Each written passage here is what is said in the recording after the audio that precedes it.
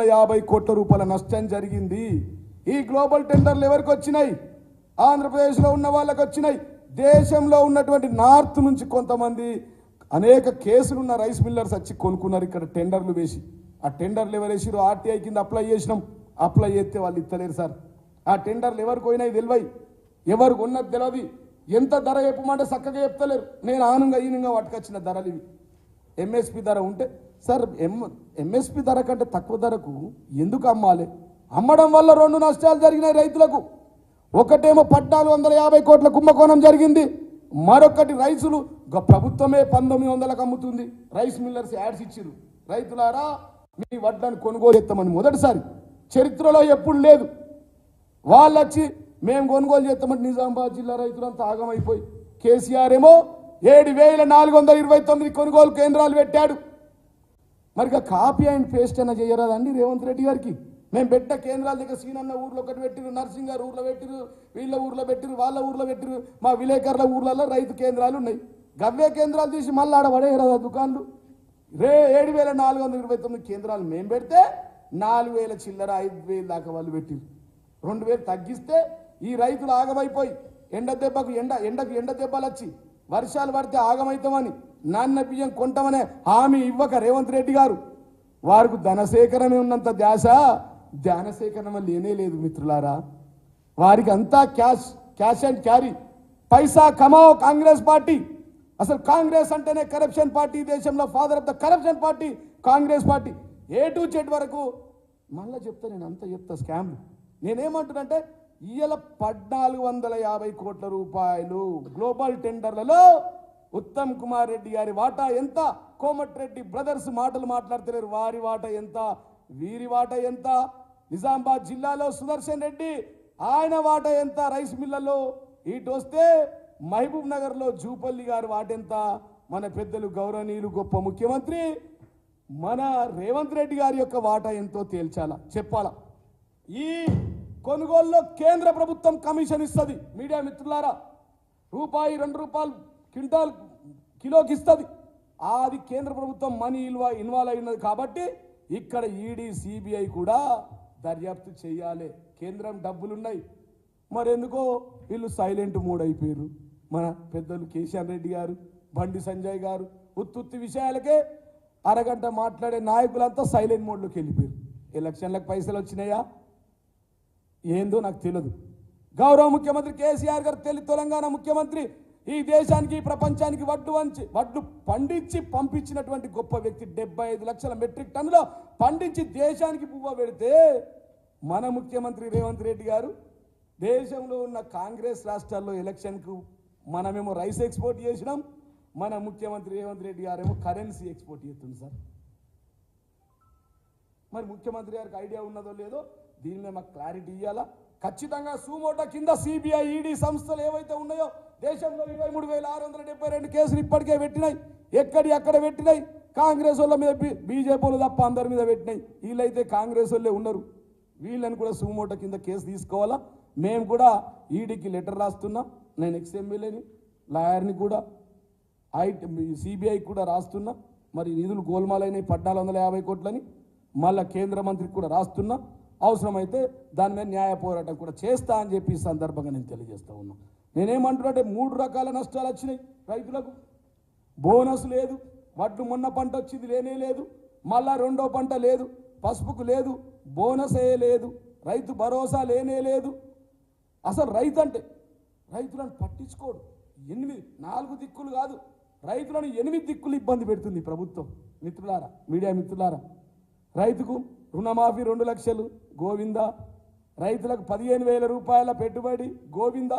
ఘోరం ఏంటంటే జేబులకించి పెట్టుబడి పెట్టిన పంట ఎండిపోయింది 20 లక్షల ఎకరాలు.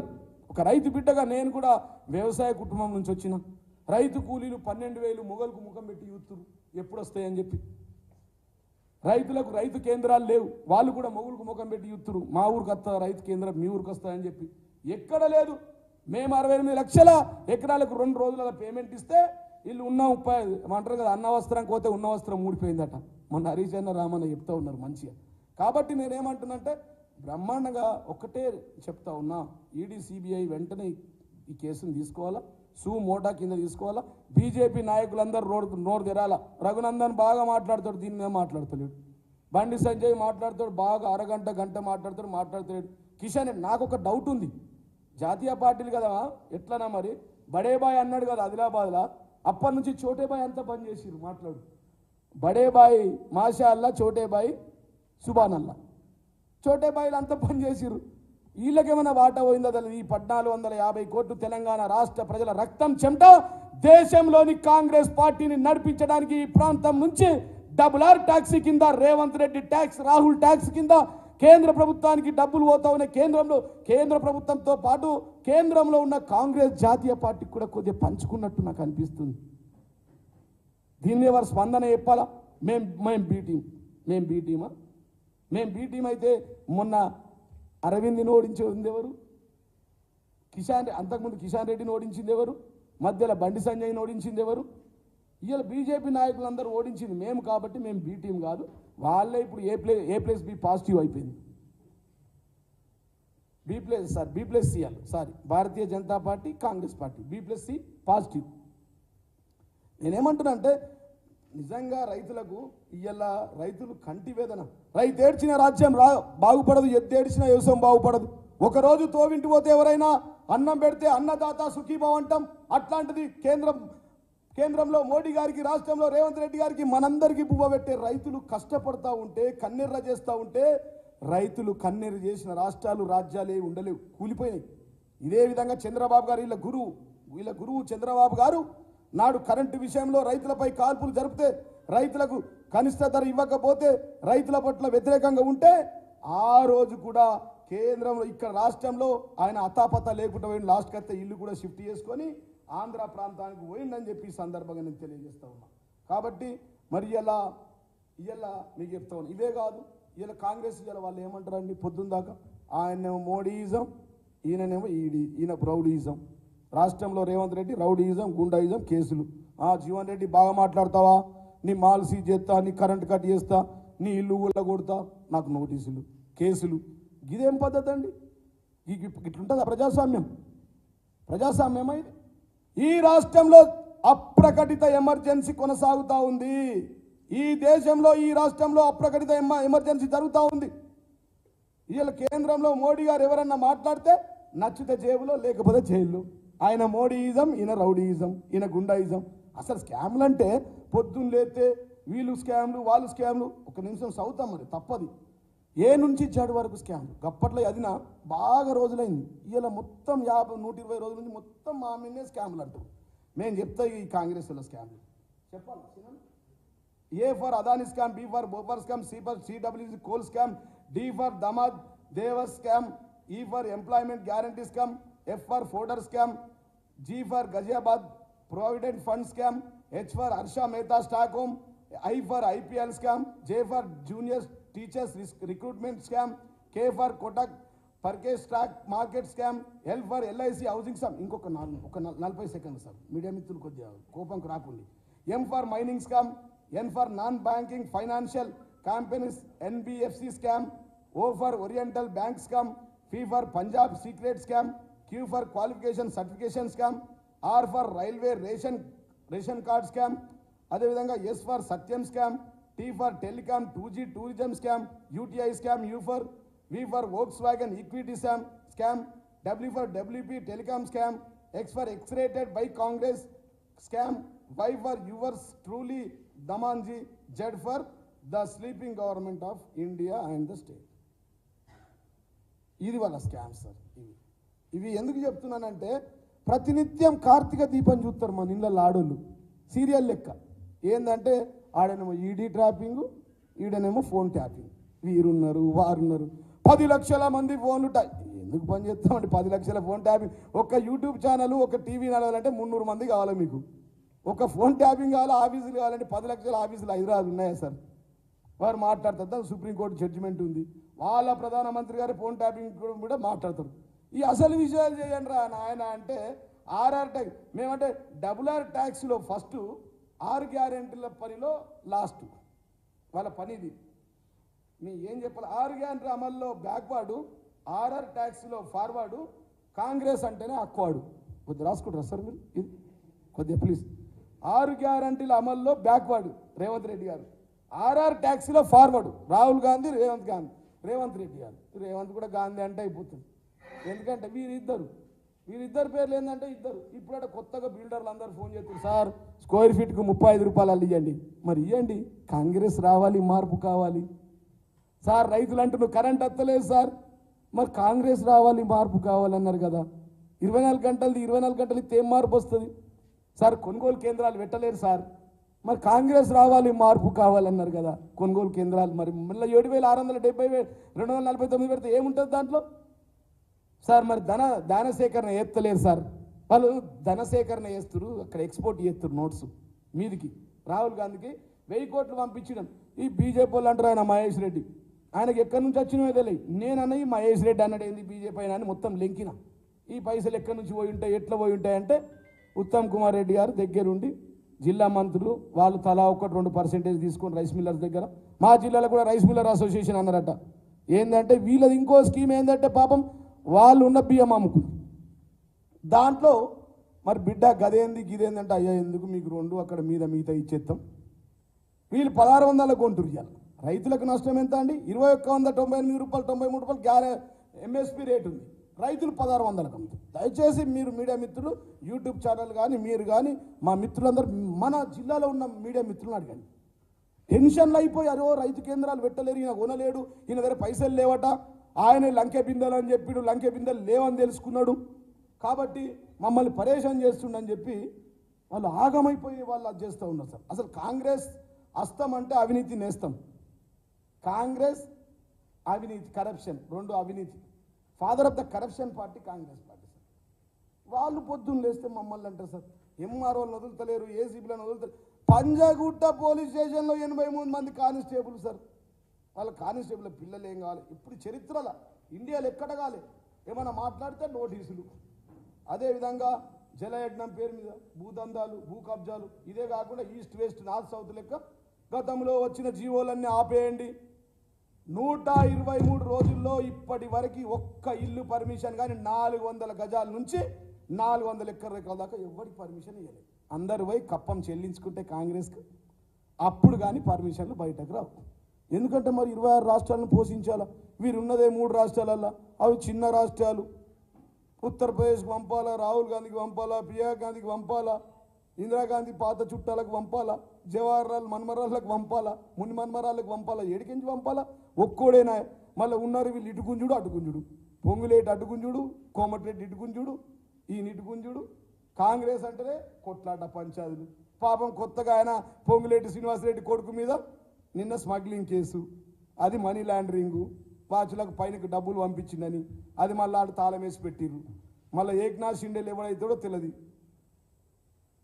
ఇది కాంగ్రెస్ పరిస్థితి ఈ రాష్ట్రంలో. మేమేమంటున్నామంటే మీకు దమ్ముంటే ఇదంతా పక్కన పెట్టండి. కక్ష సాధింపు రాజకీయాలు, జైళ్ళల్లో పెట్టుడు, ఐఏఎస్లు బెదిరిపోతురు, ఐపీఎస్లు బెదిరిపోతురు.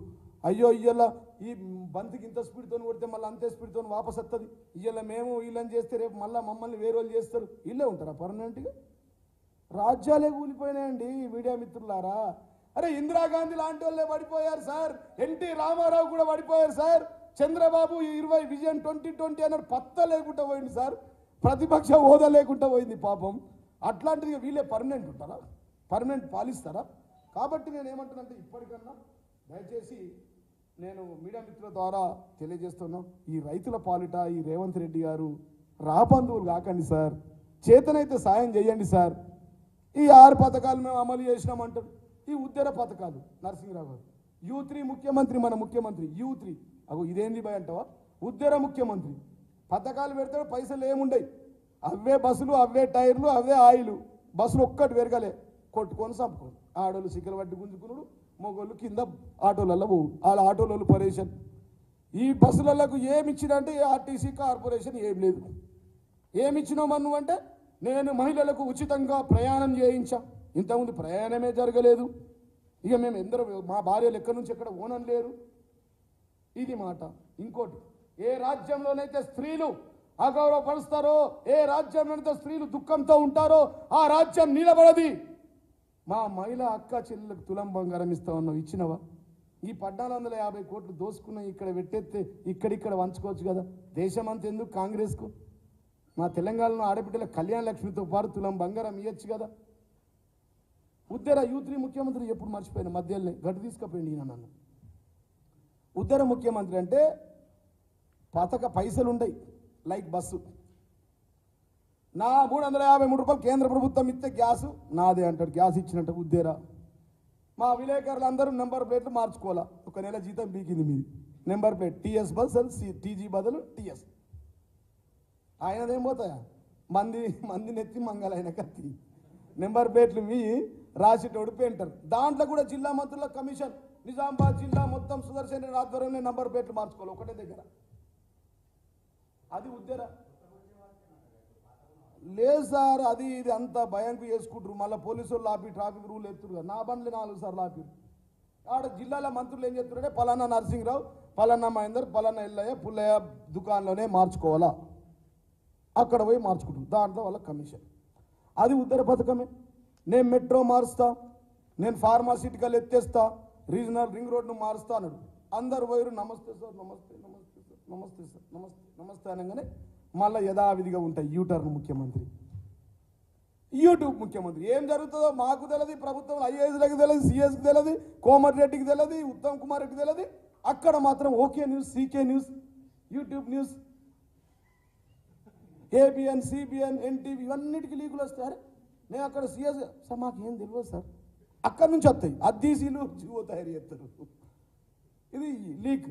U3 ముఖ్యమంత్రి, ఉద్దర ముఖ్యమంత్రి, యూటర్న్ ముఖ్యమంత్రి, యూట్యూబ్ ముఖ్యమంత్రి. నేనేమంటలేవారు, నేనేమంటా అయ్యా రేవంత్ రెడ్డి గారు మీకు అవకాశం ఇచ్చారు, 62 సీట్లు ఇచ్చారు, ఇక 420. ఎందుకు మీరు 420 అవుతారు? మీరు 420 కాకండి సార్. మీరు ఉత్తమ ముఖ్యమంత్రిగా నిలబడండి. మీరు ఇచ్చిన హామీలు అమలు చేయండి. అందరు ఇడిసబెట్టడానికి రైతులయాన్ని ఇవ్వండి సార్. రైతు ఏడిసిన రాజ్యం బాగుపడదు, ఎద్దేడిసిన వ్యవసాయం బాగుపడదు. ఒకరోజు ఎవరైనా అన్నం తవిడితే అన్నదాత సుఖీభావ అంటారు. అట్లాంటిది ప్రతినిత్యం ప్రతిరోజు ఈ దేశానికి, రాష్ట్రానికి, ప్రపంచానికి అన్నం పెట్టింది రైతులు. ఆ రైతులను ఆదుకోండి అయ్యా అంటే పొద్దంతా గాళ్ళు జైన్ అవుతారు, గీళ్ళు జైన్ అవుతారు, గీళ్ళు మాట్లాడతారు. గిది ఈ అవినీతి మీద మేము చాలా సీరియస్గా ఉన్నాం. పెద్ద ఎత్తున దీన్ని తీసుకుంటాం. హైకోర్టు పోతాం, సుప్రీంకోర్టు పోతాం, ఈడీ డైరెక్టర్ కంప్లైంట్ ఇస్తాం, సిబిఐ కూడా ఇస్తాం, అట్లనే కేంద్ర వ్యవసాయ శాఖ మంత్రి కూడా ఇస్తాం. తయారు చేసిన లెటర్లు మీకు చూపిస్తా. ఇప్పుడు ఇవి మీకు పంపిస్తాం. మొత్తం నీట్గా లెటర్స్ అన్ని పంపిస్తాం అతి తొందరనే. కాబట్టి ఇక నేనేమంటున్నా అంటే ఆయన గురువేమో ఆంధ్రాలో ఉన్నాడు చంద్రబాబు, అల్లుడు భీమవరం. మమ్మల్ని పరేషాన్ చేయకు. ఇక్కడనేమో పైన నుంచేమో బటన్ రిమోట్ సిస్టమ్ అంతా రాహుల్ గాంధీ. ఈయన కంట్రోల్ ఇక్కడ లేదు.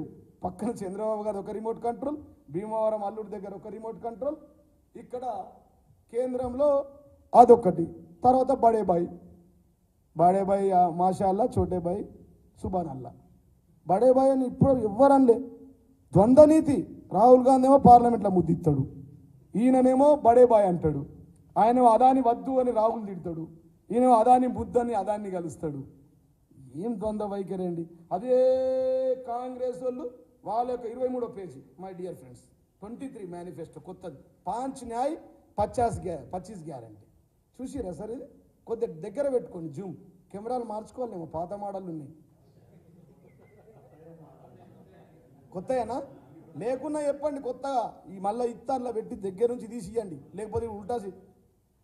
13లో ఏమని చెప్పారంటే సార్, వి ప్రామిస్ 23వ పేజీలో మేనిఫెస్టోలో 13వ అంశం, we promise to amend the 10th schedule of the constitution and make defection leaving the original party on which MLA or MP was elected automatically disqualification. 10వ షెడ్యూల్ మారుస్తారట. మరి ఏంది సార్? అదే తుక్కుగూడలో అక్కడనే దానం నాగేందర్ గారు ఉన్నారు సార్, తెల్లం వెంకట్రావు గారు ఉన్నారు, కడియం కావ్య గారు ఉన్నారు. ఇదేంది సార్? మరి ఈ అవినీతి పరులను ఎందుకు చేర్చుకుంటున్నావు సార్? ఈ కోడిగుడ్ల రంజిత్ రెడ్డి ఎందుకు సార్ ఈ భూ ఆక్రమణలు 1000 కోట్లు ఇక్కడ సంపాదించుకొని మాకు చెడ్డ పేరు తెచ్చిండు? ఈ రంజిత్ రెడ్డిని ఎందుకు చేర్చుకుంటున్నావు? మీరే అంటున్నారు కదా 13లో. మీడియా మిత్రులారా ప్లీజ్ దయచేసి అర్థం చేసుకోండి నేను మాట్లాడేది. మీకు బాధ అనిపిస్తలేదా? 10th షెడ్యూల్ని మారుస్తాం, రాజ్యాంగాన్నే మారుస్తాం అంటున్నాడు. 50 సీట్లు కూడా రావు వీళ్ళకు దేశంలో. అర్థమైందా మీకు? రాజ్యాంగాన్ని మారుస్తారట. ఈయన ఏమంటాడు, ఆటోమేటిక్ డిస్క్వాలిఫై అంటున్నాడు. మళ్ళీ రంజిత్ రెడ్డికి, మా దయాకర్ రావుకు. అసలు ఈ జాతీయ పార్టీలు అంటే వీళ్ళకి ఏమో సిగ్గు శరం ఉందా? ఇలా అభ్యర్థులు అంతా మా వాళ్ళే. ఆదిలాబాద్లో నగేష్ నుంచి ఈటల రాజేందర్ మల్కాజ్గిరి వరకు, ఇక్కడ రంజిత్ రెడ్డి నుంచి ఏం సార్ పసునూరు దయాకర్ గారండి, వెంకటేష్ నేత అండి, ఎంపీలను జాయిన్ చేసుకున్నారు. సిగ్గుశరం ఇదేం సార్? మరి ఆటోమేటిక్ డిస్క్వాలిఫై అవుతాడా? మరి రంజిత్ రెడ్డి ఇప్పుడు డిస్క్వాలిఫై అవుతాడా? మరి సిగ్గు ఉండాలి కదా పోటీ చేయడానికి. అవినీతి చేసి, మక్కల దందా చేసి, భూముల దందా చేసి, భూ ఆక్రమణ దందా చేసి, ఫాదర్ ఆఫ్ ద చీటర్స్ వీళ్ళు. ఏం తక్కువ చేశామండి రంజిత్ రెడ్డి గారికి? కోళ్ళు అమ్ముకున్నాను, గుడ్లు అమ్ముకున్నాను తీసుకొచ్చి ఎంపీ చేసినాం, మెంబర్ ఆఫ్ పార్లమెంట్ చేశాడు. చెప్రాస్ కూడా కాదు వాడి జీవితంలో, చెప్రాస్ లేదు పదవైనకు.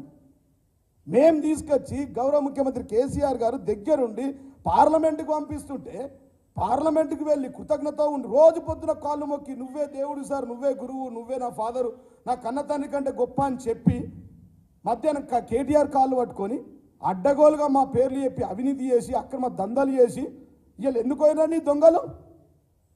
ఈ బ్లాక్మెయిలర్స్ ఎందుకు వెళ్ళారు చెప్పండి? ఏం భయము? ఎక్కడ తీసి ఎక్కడ జైల్లో నొక్కుతాడో అని చెప్పి పోయారు. మరి వెళ్ళొద్దు అని ఏం చేశారండి? కడియం శ్రీకి ఏం తక్కువ చేశామండి? డిప్యూటీ సీఎం ఇవ్వడం తప్పడా ముఖ్యమంత్రి గారు? ఢిల్లీలో ఎంపీ ఇవ్వడం తప్ప ముఖ్యమంత్రి గారిది? 2 సార్లు ఎమ్మెల్సీ ఇవ్వడం తప్ప ముఖ్యమంత్రి గారు చేసిన తప్పు? తన బిడ్డకు ఎంపీ సీటును ప్రకటించడం తప్ప?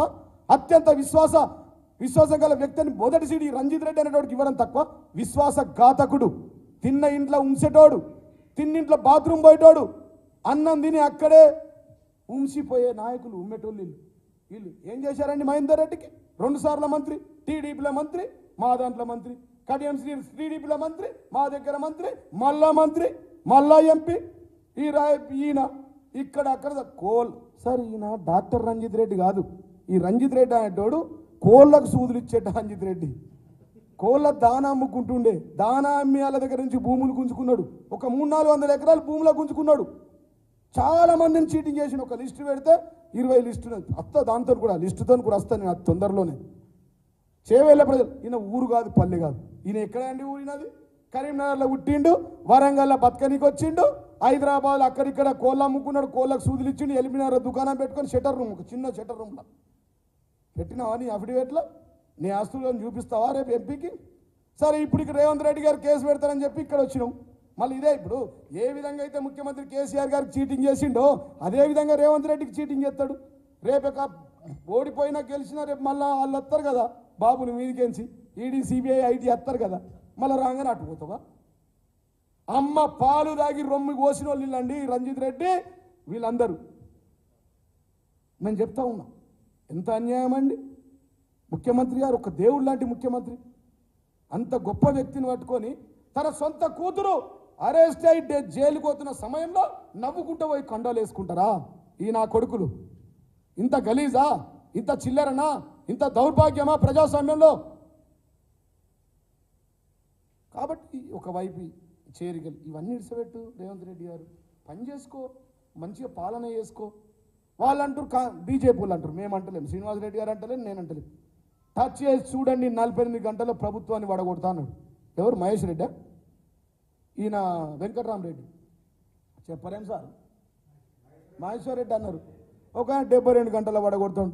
ఇక్కడ కుంభకోణం జరిగింది కదా, అంత పోటుగాడి మొనగాడి అయితే, నువ్వు ప్రతిపక్ష నాయకుడు అయితే, మీ పిసిసి మీ బీజేపీ అధ్యక్షుడు కిషన్ రెడ్డి గారు అయితే మీరంతా పోయి చేయండి. బండి సంజయ్ దమ్ముంటే తోడగొడతాడు, ఊకనే తోడగొడతాడు, ఎవరు లేని చూసి ప్రజలను కూడా తోడగొడతాడు. ఈ అవినీతి ఏదైతే ఉందో ఈ అవినీతి మీద ఖచ్చితంగా బీజేపీ స్పందించాలా, మేధావి వర్గం స్పందించాలా, న్యాయవాదులు స్పందించాలా, అవసరమైతే హైకోర్టులో న్యాయ పోరాటం చేయాలా. ఇది ప్రజల సొమ్ము, ఇది మొదటి స్కామ్. ఇది స్కాముల పాలన, ఇది స్కీముల పాలన కానే కాదు. రైతులు నేర్పించిన ఎవరు ముందర వాళ్ళే. చంద్రబాబే ఉదాహరణ, కరెంట్ అధ్యయన సమయంలో మొత్తం కాల్చి చంపితే ఖతం అయిపోయారు. కాబట్టి మీ అందరికీ నేను ఒకటే, ఇది కాంగ్రెస్ నేతల యువ నేతల పరాకాష్ట. ఇంకా చాలా అయింది. ఇప్పుడు ఎవరి వాళ్ళకి రాసిచ్చేసిండు, 6 మంత్రులు కానోళ్ళకి రాసిచ్చిండు. కాబట్టి ఈ ధన సేకరణ మీద మీరు ధ్యానం పెట్టండి. 7,249 కొనుగోలు కేంద్రాలు తీసుకురండి. రైతులకు డబ్బులు వెంటనే చెల్లించండి. ఈ అవినీతిని అరికట్టండి. రైతుల పక్షాన నిలవండి. నేను రైతు అని చెప్పి పాదయాత్ర వేసి పచ్చ తువ్వాలు చుట్టుకుంటూ ఇదేనా నీ రైతు? ఎక్కడ పోయింది నీ పంట రుణాలు? 2 లక్షలు డిసెంబర్ 9 ఒక్క లాస్ట్ వీడియో చూపించి పెట్టేది ఇక మా ముఖ్యమంత్రి గారు. లాస్ట్ కత్తురా ఒక్కటే లాస్ట్ ఎక్కువ చెప్ప ఒక వీడియో తను వారు చెప్పిన మాటలను వినిపిస్తా. ఇంతగానం అన్నా కదా, మరి ఆడన్నాడు నువ్వు ఇంతగానం చెప్పినావు అంటే నేను ఏం చెప్పాలి సార్ నీకు? లాస్ట్కు మన పెద్దలు గౌరవనీయులు మన ముఖ్యమంత్రి గారు వారి పథకాల గురించి ఊకే చెప్తే అందరు ఇవే చెప్తారు, ఏం సార్ ఇక మాకు అంటారని అందరు కలిసి ఒక వీడియో పెట్టింది, మీకు పెడతా. అన్ని పథకాల మీద ఒకటే వీడియో పెట్టాను నాన్న. ఏమో మళ్ళీ కోపం కలుపుతారు వాళ్ళకి. సంవత్సరానికి ప్రతి రైతుకు ఎకరాకు 15,000 రూపాయలు రైతు భరోసా పథకం కింద ప్రతి రైతును ఆదుకునే బాధ్యత కాంగ్రెస్ పార్టీ తీసుకుంటది. ఈసారి డిసెంబర్ 9 నాడే పేమెంట్లు వేసినాం. ఫిబ్రవరి నెలాఖరు వరకు ఈ తెలంగాణ రాష్ట్రంలో ఉన్న 63 లక్షల రైతు కుటుంబాలకు మీ ద్వారా మాట ఇస్తున్నా. ఫిబ్రవరి ఆఖరు వరకు రైతు భరోసా ద్వారా మీ ఖాతాలలో నగదు బదిలీ చేసే బాధ్యత కాంగ్రెస్ పార్టీ తీసుకుంటుంది. రైతు బంధు పథకం మీ ఖాతాలలో వేస్తున్నాం. వచ్చే నెల 15 తారీఖు లోపల అందరికీ రైతు భరోసా రైతు బంధు చేరుతుంది. ఏ ఒక్క రైతుకు బకాయి లేకుండా పూర్తిగా మీకు డబ్బులు ఇచ్చే బాధ్యత మన ప్రభుత్వం తీసుకుంటుంది. మేము జనవరిలో మొదలుపెట్టి మార్చి 31 లోపల రైతు బంధు చెల్లిస్తాము. వడ్ల కుంభకోణం ఫైనల్గా చెప్పేస్తున్నా, అయిపోయింది, క్లోజ్ అయిపోయింది. వడ్ల కుంభకోణం ఏదైతే ఉందో ముఖ్యమంత్రి గారు కూడా దాని మీద మరి డీటెయిల్గా తీసుకురావాలా. 2183 రూపాయలున్న ఎంఎస్పీ రేటుని 1900కే ఎందుకు కొనుగోలు చేసిర్రు? ఖర్చులు, వడ్డీలు, ట్రాన్స్పోర్టు, సూదులు, దబ్బనాలతో సహా మరి గోనె సంచులకు అయిన ఖర్చు 350 రూపాయలు. అంటే ఒక్కొక్క క్వింటాల్కి 700 రూపాయలు నష్టం జరిగింది. కమిషన్లు కూడా బాగా సతాయిస్తూ ఉన్నారు. వీటి మీద 35 లక్షల మెట్రిక్ టన్నులు అంటే 3.5 కోట్లు ఇంటూ 700 వేస్తే 1450 కోట్ల వడ్ల కుంభకోణం. మీ టైటిల్ 1450 కోట్ల కుంభకోణం. సిబిఐ ఈడీ వెంటనే దీన్ని సూమోట కింద తీసుకోవాలా. నేనే డైరెక్ట్గా వెళ్ళి ఈడీ ఆఫీసులో కంప్లైంట్ ఇస్తున్నా. మీ అందరినీ తీసుకెళ్ళి అక్కడ బిర్యానీ తినిపించి కంప్లైంట్ ఇచ్చి ఆ నుంచి సిబిఐ దగ్గరికి పోయి ఆ నుంచి అవసరమైతే ఢిల్లీకి కూడా పోతాం. ఓకేనా సార్? ధన్యవాదాలు. ఏం తెలుస్తుంది సార్ దొంగలు? ఇప్పుడు ఇక్కడ మనం ఇంతమంది ఉంటాం, అందరు నా మిత్రులు నా స్నేహితులు అంటారు. ఎవరొక చేపు దొంగలు తెలితే అది నేనే బాధ్యతను దానికి ఇచ్చిన ముందు ఇచ్చినప్పుడు పూస